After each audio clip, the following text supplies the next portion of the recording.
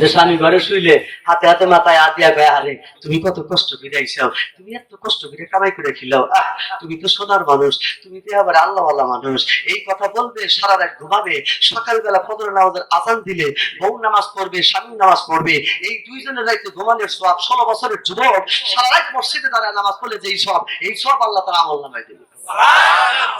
আর আজকে আমরা রাইতে যখন বিছনায় ঘুমাইবার চাই, ঘুমানোর আগে বইয়ের হাতে নাড়াই করে খাচ্ছ না, আচ্ছা তুই কি করছ, বউটা এক জায়গায়, দেখ দেখ বানর কি ব্যাপার, বানর আমার নাম পড়েছে কি বানর, মানে ওই যে টিভিতে দেখে ভালো ভালো ভালো ভালো ছবি দেখে, কিরণ মালা, স্টার জলসা, কত নায়ক নায়িকা দেখি, নায়িকার চেহারাই এত সুন্দর শাপলা ফুলের মতো, আর ওর জামাই ভ্যান গাড়ি চালাতে চালাতে বান্দরের মতো হইছে, নাইরা কিছুগুলি জামার নাম পড়েছে বানর।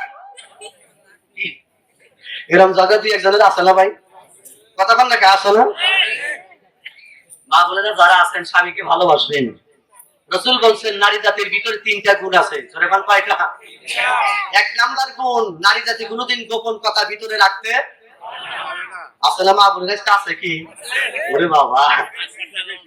2 নাম্বার, নারী জাতির চোখের পানি পাতলা আছে, মারে দিনে খালি কইছ দিছে, মারেন নাই কেন দিছে।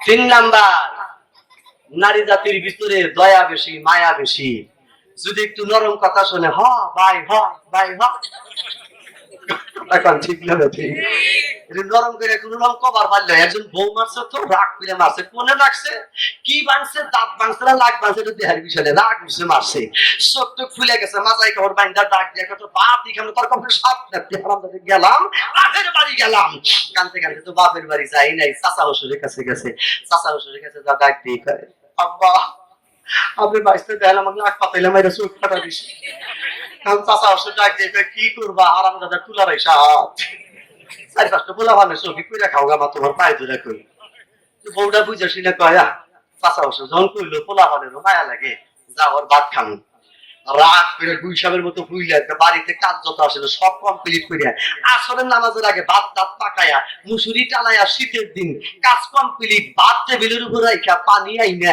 দরজা কোন রকম সাফা দিয়া মুসুরি টানাইছে, তারপরে পোলা পালে তেল তুল দিয়ে ঘুমাইয়া হেরে আশাইরা আলুর মতো শীত করে হোয়াইয়া, নিজেও কম্বল গাই দিছে, বাপের বাড়ি খেতা গাই দিছে, স্পেশাল চাদর গাই দিছে, সাইডও গাই দিয়া বামের দিকে বেঁকা হইয়া পিসা মাথার মতো একবারে শক্ত হইয়া রইছে।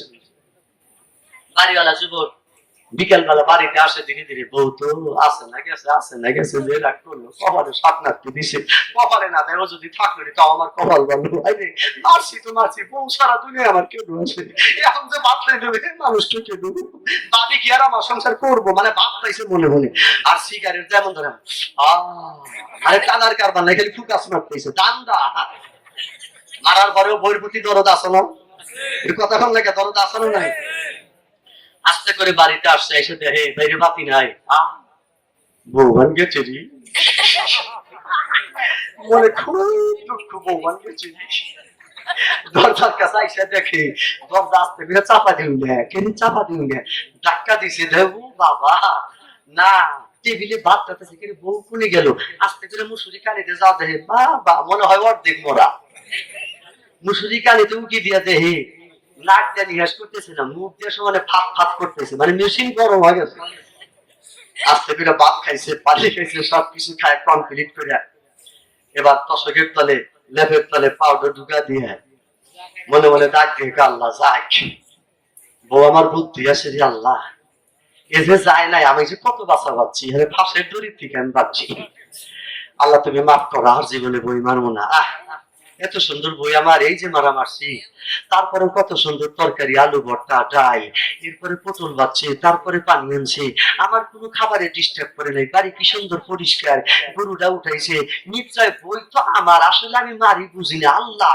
তোর কুদরতি পায়ে ধরে কই আল্লাহ রে, তুই দয়া করে আমার মাথাটা ঠিক করে দে, দয়া করে আমার সেই ছেঁড়া তাপটা ভালো করে দে, জীবনে আমি আর বউ মারবো না, খোদার কসম আমি আমার বউ মানবো না, আল্লাহ তুই আমারে ভালো বানা, জোরে কারণ বউ হনে কি হনে না, আওয়াজ দেখুন হনে কি হনে না, কাকতি মিনতি কইরা কান্দা কান্দা বিছনায় ঘুমাইছে, আস্তে করে বউ বাম কাইতে ঠিক ডাইন কাতে গলা ধরে ডাক দিয়ে কয় এত কান্দো কেন, জামাই কয় কেরে বউ আমার ভালো হয়ে গেছে।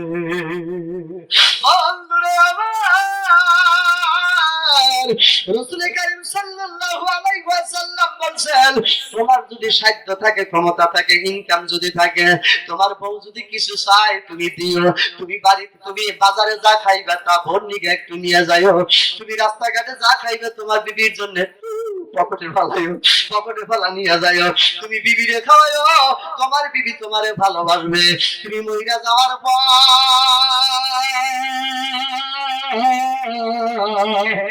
তোমারে কবরে দিবে রে ভাই। তোমার বউ যদি রাস্তা দিয়া হাতে নামাজ পড়ে আর কান্দে, মাবুদ রে এত সুন্দর একটা স্বামী ছিল আমার, উনি যা খাইছে তাই আমার জন্য আনছে, আমার এত ভালোবাসছে। মাঝে মধ্যে মারার পরে আল্লাহর কাছে ক্ষমা চাইছে, মাওলা তুমি আমার স্বামীটারে আমার দেহ থেকে টান দিয়া নিয়ে গেলা।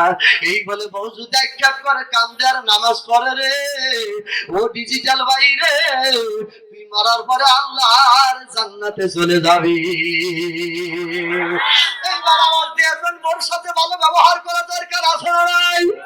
আরো জোরে বল আছে না নাই? আমি আপনাদের কষ্ট দিব না বন্ধু। এক নম্বরে আলোচনা করছি, মাওলার দরবারে সাইড করলো বাদাম তর্ক বিতর্ক করবে মনে আছে? আওয়াজ দিয়ে এখন কয় দল? ওই দলে আপনারা কি থাকতে রাজি হইছেন? রাজি হন নাই। বাদাম 4 দলের মধ্যে 2 দলের নাম কইছি, আর 2 দল বাকি আছে মনে আছে? এই 4টা দলের ফয়সালা বাদাম কোরআন থেকে দেব। ওরা আল্লাহর কাছে তর্ক করে জোরে জোরে কথা কয়, ওদের ফয়সালা কি হয়? কেউ যাবেন না বাদাম, কান লাগায়া শুনেন, কারণ আজকে বাইসে আছেন, রাতে ঘুম ধরতে পারে, আগামী কাল যদি মইরা যাও কবর ছাড়া আর তোমার বাড়ি নাই। বন্ধুরা আমার, আজকে আমার কাছে থেকে সূরা বাকারা 126 নম্বর আয়াতের ব্যাখ্যা আমি আপনাদের সামনে বলতেছি। ভালো হইতে গেলে বাজান বেশি ঔষধ লাগে না, ঠিক না? ঠিক। নিজের সাথে প্রশ্ন করেও ভালো হওয়া যায়। আমাকে বাংলাদেশে একটা খাবার আছে, নাম তার পটেটো। আওয়াজ দিয়ে কোন নাম কি? আরো জোরে কোন? পটেটোর প্যাকেট সিটা থাকে না বোঝাই থাকে? কোন দিন দেখছেন পটেটো সিটা? মানে রাগ কইরাই থাকে। এই পটেটোর দাম হলো 10 টাকা। কয় টাকা ভাই? এই পটেটোর প্যাকেটের ভিতরে পটেটোর প্যাকেটটা 10 টাকা। প্যাকেট এত সুন্দর করে কোম্পানি বানাইছে, প্যাকেটের পিছনে খরচ হয়েছে 7 টাকা। তার ভিতরে পটেটো আছে 3 টাকা। কথা বল না কেন? প্যাকেটের দাম 7 টাকা, তার ভিতরে খাবার আছে 3 টাকা।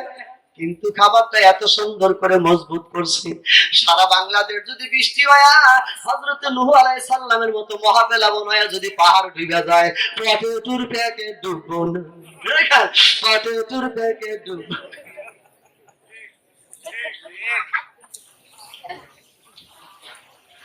মিছা কথা বলি? কি মজবুত করে বানাইছে, পৃথিবী তলে ব্যাপারে পটেটো। হযরত নূহ আলাইহিস সালামের কিস্তি 1200 হাত লম্বা, 600 হাত হলো তার প্রশস্ত। এই কিস্তি ডুবাইতে গিয়া কাফেররা চেষ্টা করছে, কিন্তু আল্লাহ মুসা করে রাখছে। পড়ছি তাফসীরের কিতাবে, ওই পাহাড়ের উপরে 25,000 ফুট পানি হইছিল। সুবহানাল্লাহ কর। কিন্তু আমি মনে করি পাহাড়ের উপরে 25,000 ফুট হইলি পটেটোর প্যাকেট তলাইলো দিনা। এমন অক্সিজেন পটেটোর প্যাকেটে দিছে, মানে ভাসে। এইবার আওয়াজ দিয়ে কোন পটেটোর প্যাকেটটা যদি ফাটান, তার ভিতরে 3 টাকার বিস্কুট আর হলো 7 টাকার বাতাস।